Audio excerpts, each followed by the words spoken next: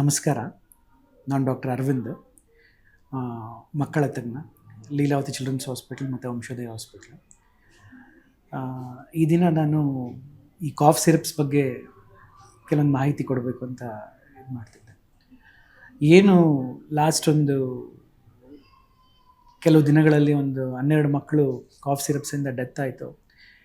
ಈ death is related to ಒಂದು chemical, polyethylene ಗ್ಲಿಕಾಲ್ ಅಂತ ಹೇಳ್ತೀರಿ. ಪಾಲಿಇಥಿಲೀನ್ ಗ್ಲೈಕಾಲ್ ಅನ್ನೋದು ಆ ಸಿರಪ್ ಯೂಸ್ ಮಾಡ್ತಾರೆ.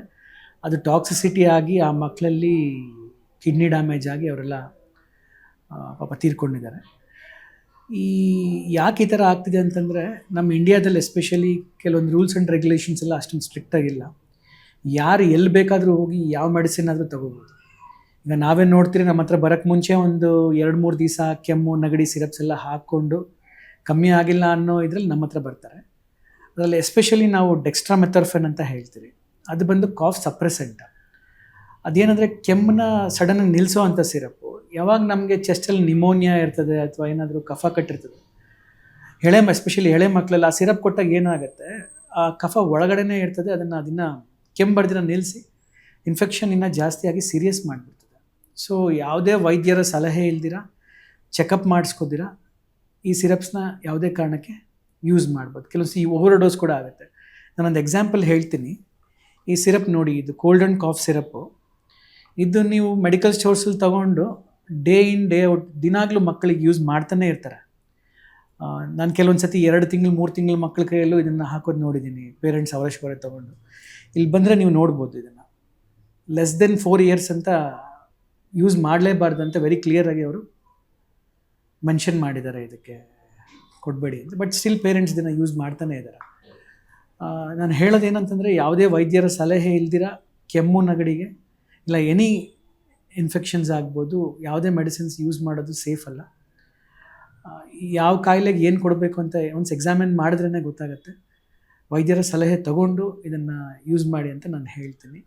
ಮತ್ತು ಏನು ಕಾಫ್ ಸಿರಪ್ಪಿಂದ ಡೆತ್ ಆಗಿದೆ, ಅದು ಕಾಫ್ ಸಿರಪ್ ಕಂಟೆಂಟಿಂದ ಅನ್ನೋದಕ್ಕಿಂತ ಅದಕ್ಕೆ ಮಿಕ್ಸ್ ಮಾಡಿರ್ತಕ್ಕಂಥ ಕೆಲವೊಂದು ಕೆಮಿಕಲ್ ಟಾಕ್ಸಿಸಿಟಿಯಿಂದ ಆಗಿದೆ.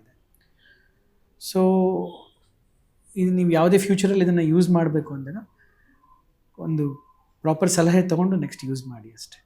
ಯಾವುದೇ ಕಾಫ್ ಸಿರಪ್ನ ನಾವು ಲೆಸ್ ದೆನ್ 2 years ನಾವು ಸಜೆಸ್ಟ್ ಮಾಡೋದೇ ಇಲ್ಲ. ಕೆಲವೊಂದು ಸಿರಪ್ಸು 2 to 4 years ಲೆಸ್ ಡೋಸಲ್ಲಿ ನಾವು ಯೂಸ್ ಮಾಡ್ತೀವಿ.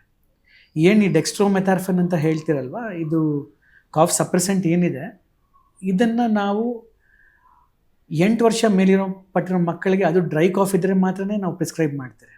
ಇಲ್ಲಾಂದರೆ ವೆರಿ ರೇರ್ ಅದು ಮಾಡೋದು. ಬಟ್ ಏನಾಗಿದೆ, ಓವರ್ ದ ಕೌಂಟರ್ ಅಂತ ಹೇಳ್ತೀರಿ, ಹೋಗಿ ಎಲ್ಲಿ ಮೆಡಿಕಲ್ ಸ್ಟೋರಲ್ಲಿ ಕೆಮ್ಮು ಸಿರಪ್ ಕೊಡಿ ಅಂತ ಕೇಳಿ ತೊಗೋತಾರಲ್ಲ, ಅದನ್ನು ಯಾರಿಗೆ ಹಾಕ್ತಾರೆ ಅಂತ ಕೊಡೋರ್ಗೂ ಗೊತ್ತಿರೋದಿಲ್ಲ. ಪೇರೆಂಟ್ಸ್ ಏನು ಮಾಡ್ತಾರೆ, ಎಸ್ಪೆಷಲಿ ಈ ರೂರಲ್ ಸೈಡ್ ಇಲ್ಲೆಲ್ಲದನ್ನು 1 ತಿಂಗಳ ಮಗುಗೂ ಹಾಕೋದು ನೋಡಿದ್ದೀರಿ, ನಾವು 1 ವರ್ಷದ ಮಗು ಹಾಕೋದು ನೋಡಿದ್ದೀರಿ. ಇದನ್ನು ಯಾವುದೇ ಕಾರಣಕ್ಕೆ 8 ವರ್ಷ ಒಳಗಡೆ ಮಕ್ಕಳಿಗೆ ನಾವು ಯೂಸ್ ಮಾಡಲೇಬಾರ್ದು. ಪೇರೆಂಟ್ಸ್ಗೆ ಎನಿ ಸಿಮ್ಟಮ್ಸ್, ಕೆಮ್ಮಾಗ್ಬೋದು, ನೆಗಡಿ ಆಗ್ಬೋದು, ಜ್ವರ ಆಗ್ಬೋದು, ಏನೇ ಆಗಲಿ, ಸೆಲ್ಫ್ ಮೆಡಿಕೇಷನ್ ಅವಾಯ್ಡ್ ಮಾಡೋದು ತುಂಬ ಒಳ್ಳೆಯದು.